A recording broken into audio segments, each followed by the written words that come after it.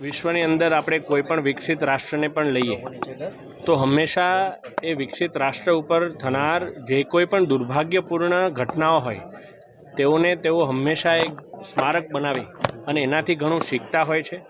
એવી જ એક ઘટના કે જે સંવિધાન હત્યા દિવસ આજથી 50 વર્ષ પહેલાં માત્ર પોતાની સત્તા બચાવવા માટે થઈ અને સંવિધાનને તોડી મરોડીને કયા પ્રકારે સમગ્ર દેશની અંદર કટોકટી લાદવામાં આવી હતી અને આ કટોકટીની અંદર સંવિધાનના મૂલ્યોને બચાવવા માટે તત્કાલીન તમામ નેતાઓ કે જેના પણ આપણે કહી શકાય કે રૂટ્સ ગુજરાતથી જ્યારે જોડાયેલા હોય એવા તમામ નેતાઓ અને એમણે સાથે મળી અને આ સંવિધાનને બચાવવા માટેના ત્યારે પ્રયાસ કર્યા। તેઓને જેલમાં પણ મૂકવામાં આવ્યા, તેમના ઉપર યાતનાઓ પણ ગુજારવામાં આવી અને હાલના આપણા વડાપ્રધાન કે જેમણે આ સંવિધાન હત્યા દિવસનું એક આ દિવસ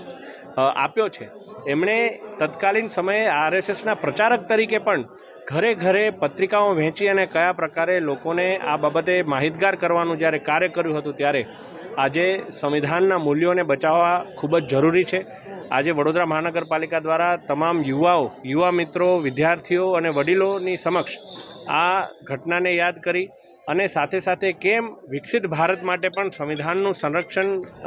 મહત્ત્વપૂર્ણ છે એ બાબતની સમગ્ર મહાનુભાવે વાત મૂકી। આ પ્રસંગે વિધાનસભાના મુખ્ય દંડક આદરણીય બાલકૃષ્ણ શુક્લજી, વડોદરાના પ્રથમ નાગરિક બેન શ્રી પિંકીબેન અને તમામ મહાનુભાવો સાથે મળી અને માનનીય મુખ્યમંત્રીશ્રીને પણ વર્ચ્યુઅલી અમે સૌએ સાંભળ્યા છે અને તમામે સાથે મળી અને આગામી વર્ષોની અંદર સંવિધાનને સંરક્ષિત કરવા માટે એક પ્રણ લીધો હતો। ભારતના લોકશાહીના ઇતિહાસનો, ભારતના બંધારણનો અત્યારનો સૌથી ગોઝારો દિવસ એટલે 25મી જૂન 1975, એક એવી ઘટના કે જેને આજે પણ દેશ ભૂલી શકતો નથી અને કોઈ એક વ્યક્તિના વ્યક્તિગત સ્વાર્થ હેઠળ, સ્વાર્થ માટે થઈને કોર્ટના ચુકાદાને પણ કચડી નાખીને બંધારણના કલમ 38, 39 અને 42નો દુરુપયોગ કરીને સાથે સાથે આ તમામ જે ન્યાયિક સમીક્ષા થાય કે ભવિષ્યમાં ચર્ચા થાય તેમાંથી બાકાત કરવા માટે થઈને તત્કાલીન વડાપ્રધાન શ્રીમતી ઇન્દિરા ગાંધીજીએ અલ્હાબાદ કોર્ટે તેમને 6 વર્ષ માટે ચૂંટણી લડવામાંથી બાકાત કર્યા પછી પણ બંધારણના કલમ 352નો દુરુપયોગ કરીને દેશમાં જ્યારે કટોકટી લાદી ત્યારે સતત 21 મહિના સુધી લોકશાહીની હત્યા થયા બાદ લાખોની સંખ્યામાં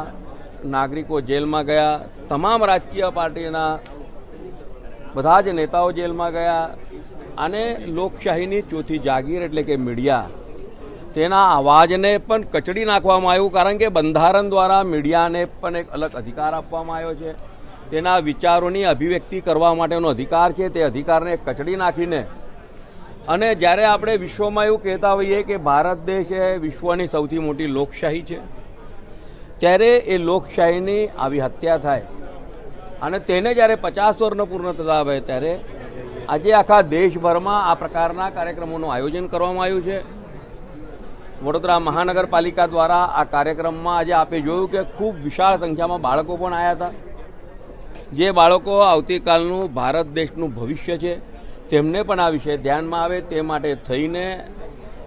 આ આયોજનમાં ઉપસ્થિત વડોદરાના સાંસદ ડૉક્ટર હેમાંગભાઈ, મેયર શ્રીમતી પિંકીબેન અને વડોદરાના કાયદા તજ્ઞ શ્રી તુષારભાઈના દ્વારા જ્યારે આખી વાત મૂકવામાં આવી ત્યારે આપણે બધા અને ખાસ કરીને આપ મીડિયાના તમામ પ્રતિનિધિશ્રીઓ અને મીડિયાના માધ્યમથી તમામ જનતાને હું આજના દિવસ જે સૌથી ગોઝારો દિવસ છે તેને યાદ કરીને ભવિષ્યમાં આવી કોઈ ઘટના ન થાય તે માટે આપણે બધા કટિબદ્ધ થઈએ એ જ પ્રાર્થના।